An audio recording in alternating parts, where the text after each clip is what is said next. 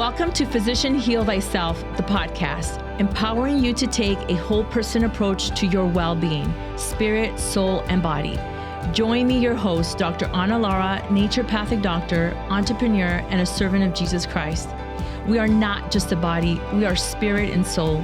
It's time to integrate medicine and spirituality into our healing. Let's get started.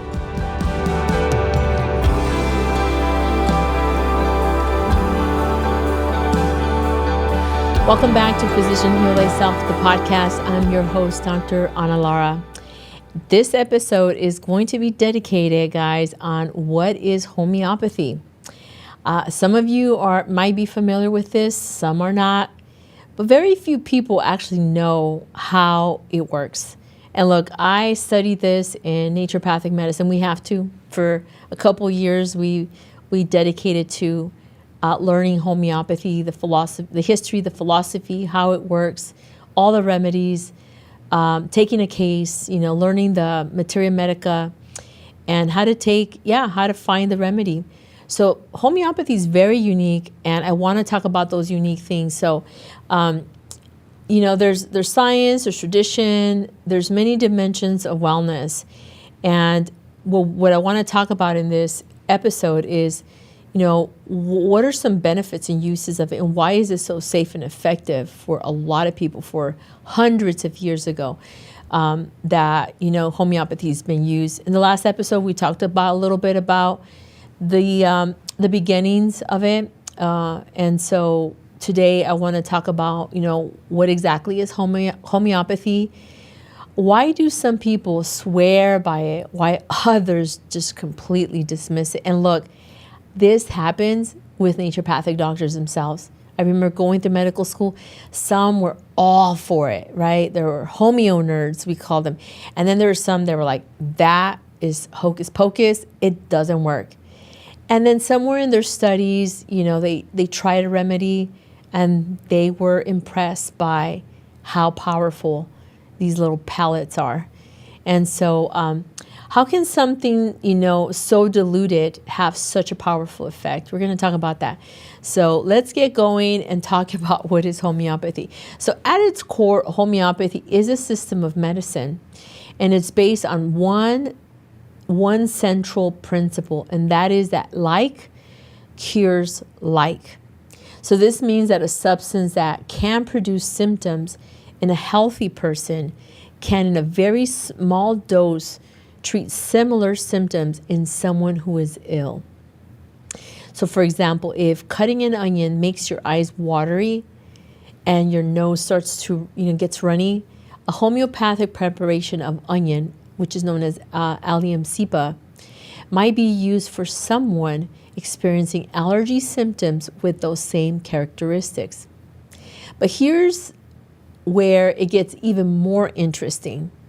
Homeopathic remedies are prepared through a process of serial dilution and succussion, which involves repeated dilution and vigorous shaking. That's right, you get the little vial and it's shaked up a lot until the medicine is transferred on in their little pellets. For those of you who are not familiar, homeopathy can be, usually they're in small little white sugar pellets, and the medicine is on the outside of the pellet.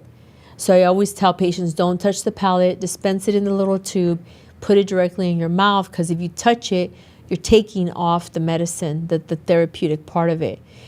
Sometimes they can be in a liquid form. We'll dilute it, a couple pellets in water, especially like for babies. But the pellets do dissolve in the mouth, so it's safe for just about anybody, right? And so the results in these remedies are extremely diluted, sometimes to the point where there's no molecule of the original substance are likely to remain. And this is where people lose their mind.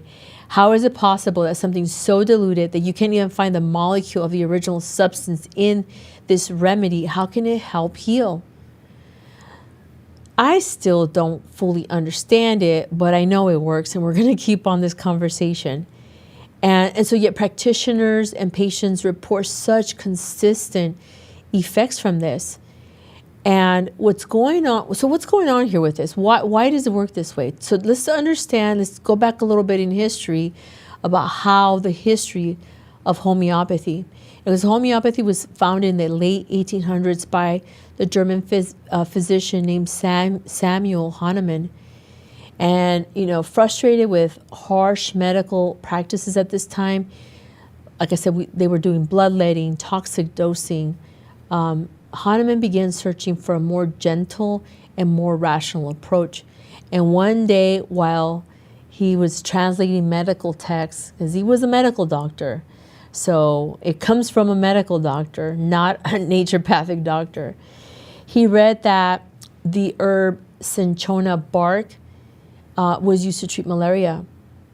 So it worked because it's a bitter plant. The bark is bitter. And so he was skeptical. And I always love when people are skeptical, because if you open up your mind and experiment, you might find something. So he was skeptical, and he started to experiment on himself.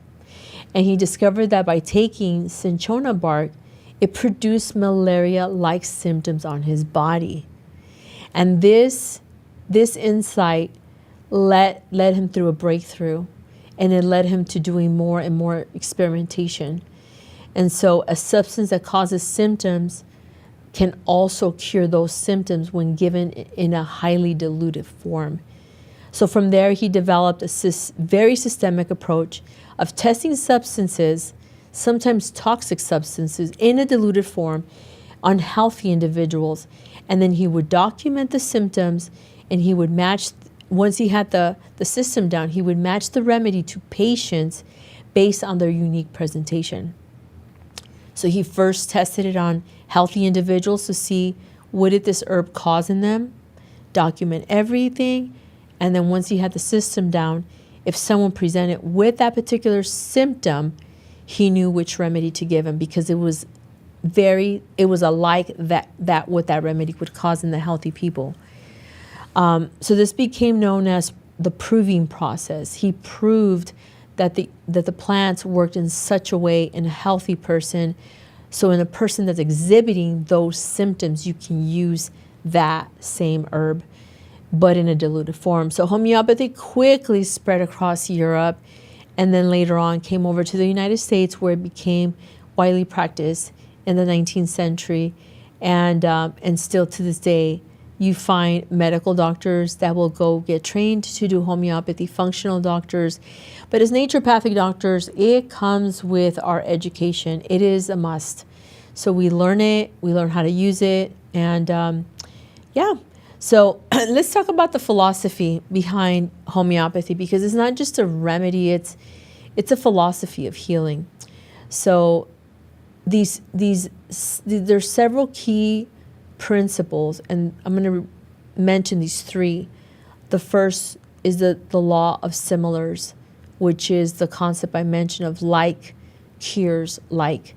A second is the minimum dose. Use the smallest possible dose to stimulate healing. So see how we don't start with high and aggressive dosing.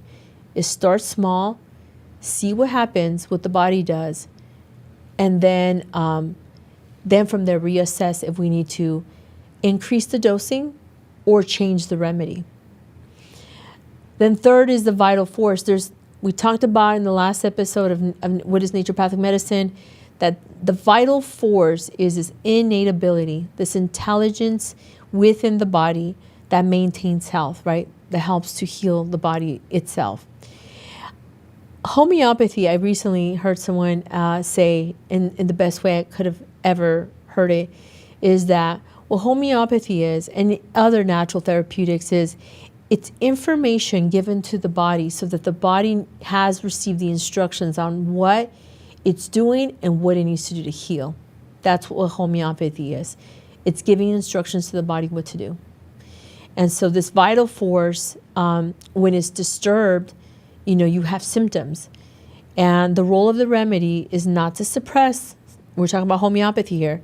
The role of homeopathic remedies is not to suppress symptoms, but to gently stimulate the body's own healing response and remind the body what it needs to do to go back to homeostasis, back to balance. So this remedy is very individualized. No two people are treated exactly the same, even when they have the same diagnosis. Because they might have the same diagnosis, but they may present with different mental, emotional states and different physical symptoms, things that make it better, make it worse. And so this is why it's major, it's huge that we take a case when we're treating people, especially with chronic conditions. So why is homeopathy so different? The reason homeopathy stands apart from both conventional medicine and even other natural therapies is because it doesn't work direct. It does not work by direct biochemical action.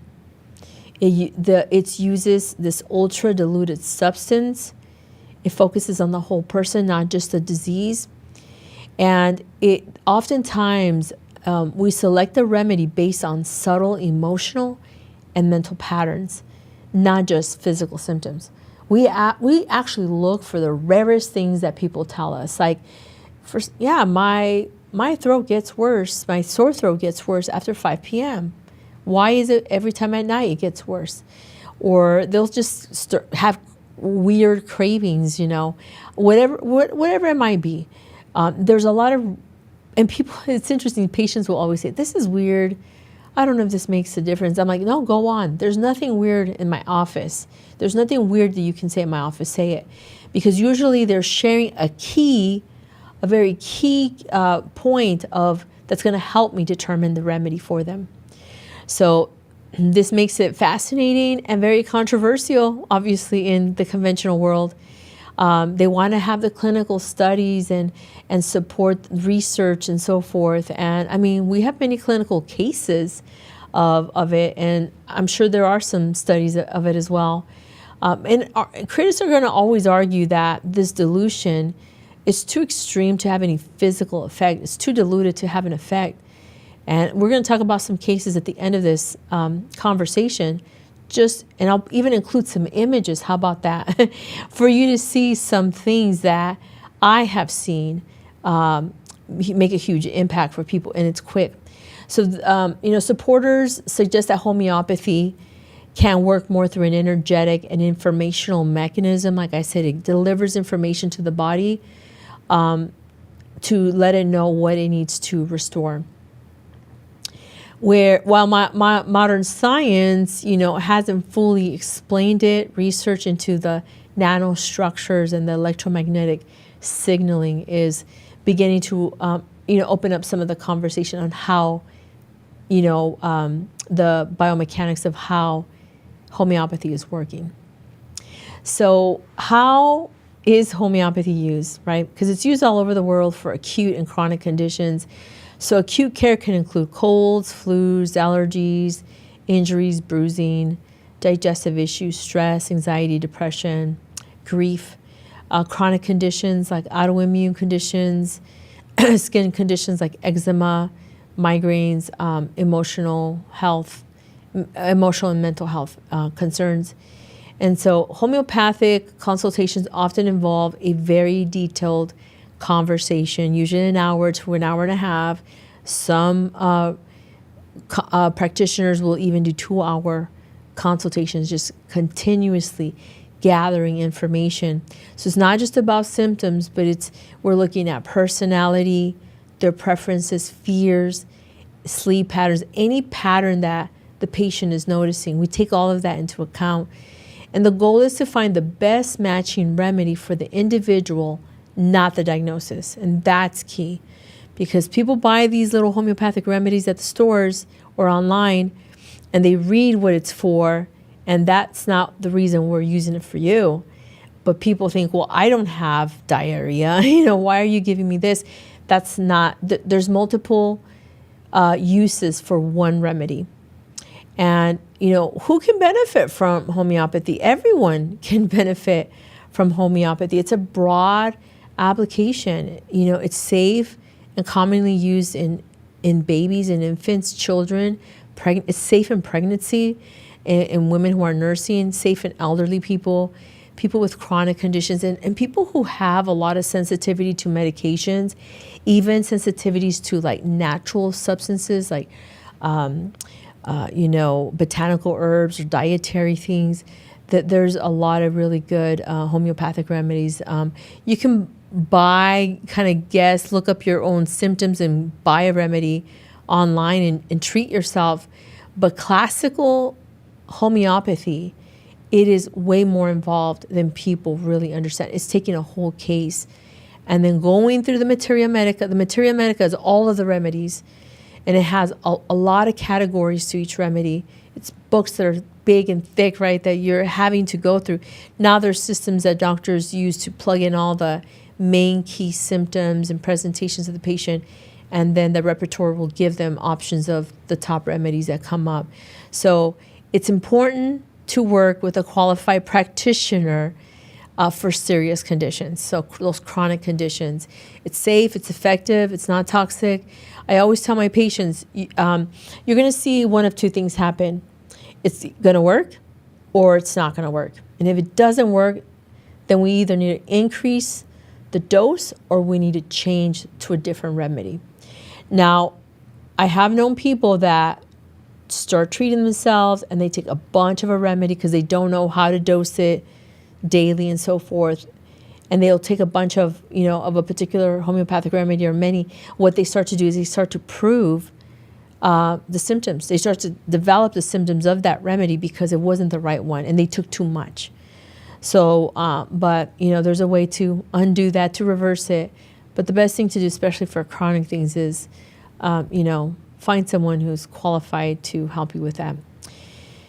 So what's considered safe and effective, and, it's affordable. And so it's going to be effective, safe, affordable. Little vials cost $8 to $10, last you a little bit. So let's talk about some fun facts that I found about homeopathy. Homeopathy was once used in major epidemics, like treating cholera, influenza, with reported success rates that exceeded conventional treatments at the time. And some remedies were made from unexpected sources like minerals, plants, animal substances, to help, right? And the remedy selection process can feel almost like detective work. It's piecing everything together for that person. It's a unique, each person has a unique pattern. And so you have to find the remedy particularly for that. And everyone has a constitutional remedy, meaning that you do mostly well with that remedy. But if you have other chronic or acute stuff going on, you might need a different remedy for that. There's a lot more to homeopathy that I just, for time's sake, I could not go into. It plays a lot into the mental, emotional, but also how do people respond to life, to trauma, right, to situations in their world. How there's a unique way that people respond to those things, and they're called miasms, and so these are things that we take into account when picking a remedy.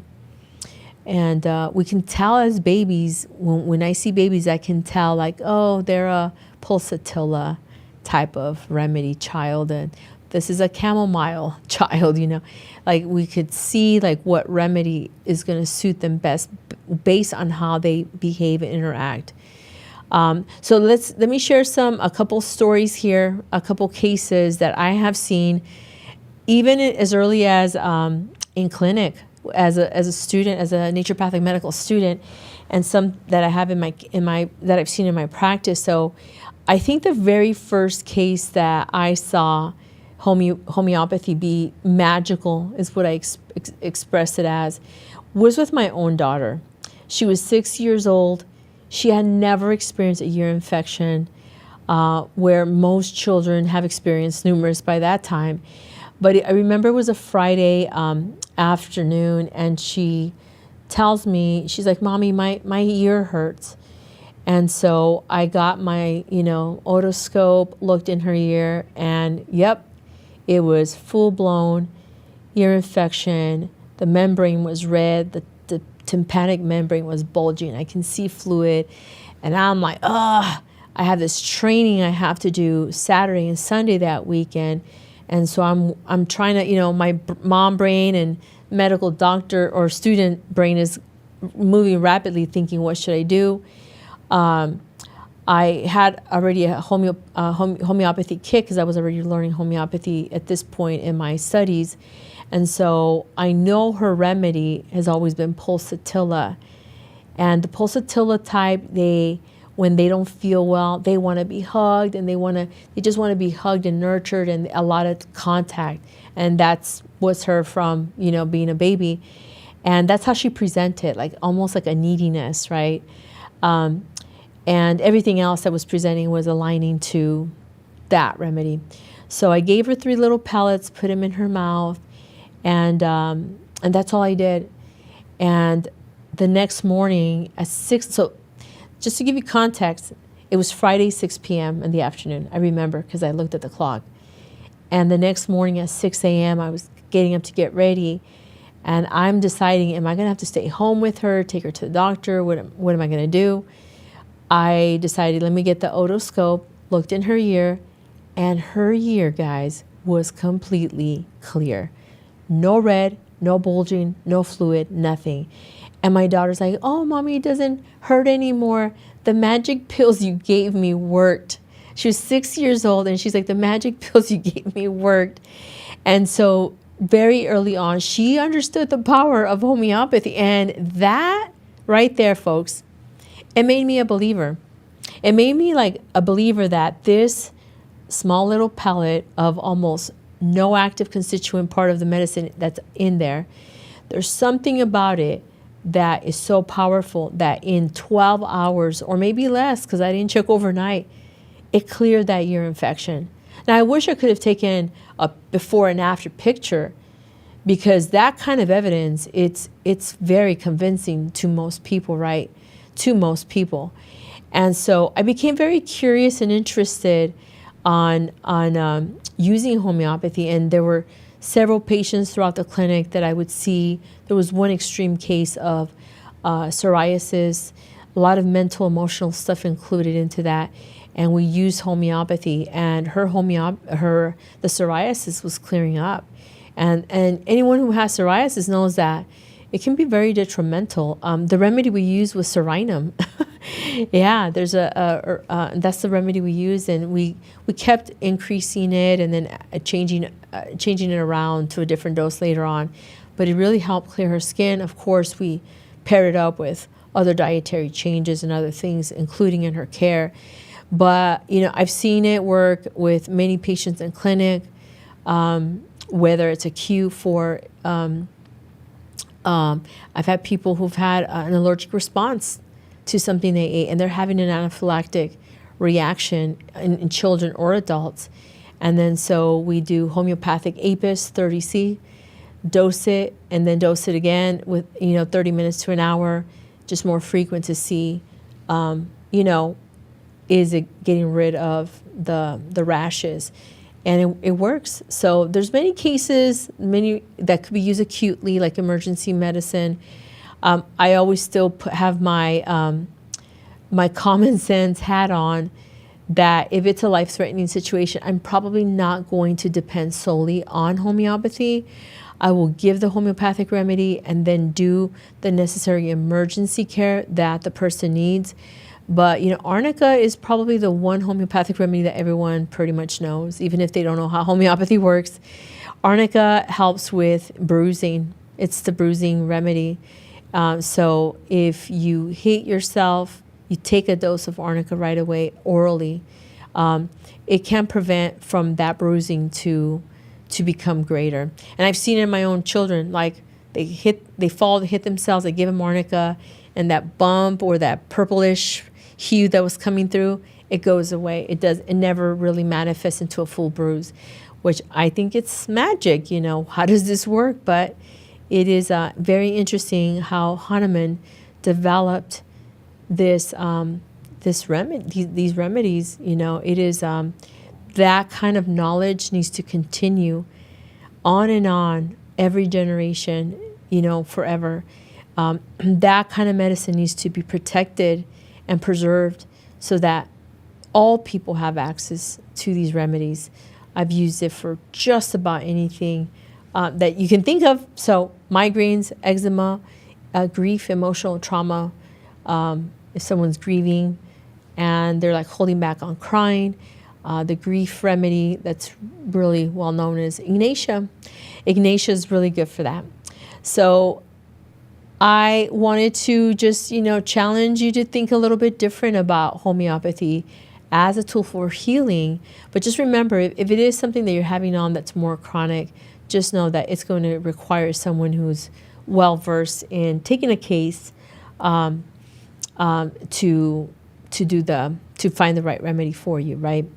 And so I know whether you're skeptical, curious, or ready to be a believer of homeopathy, homeopathy can really open the door to a broader conversation about what medicine can be and what this kind of medicine can do for you. So I hope you enjoyed this conversation and share it with someone who's interested in learning these options. These are options for you to consider in your healing journey. So until next time, be blessed. Thank you for listening to Physician Heal Thyself, the podcast. If you like what you've heard, please like, share, and subscribe. Help this message reach more people who may need to hear it. Leave your comments. I want to know what you think. If you're interested in learning more about Raices, visit our website at raicesndmedcenter.com. Until next time, be blessed.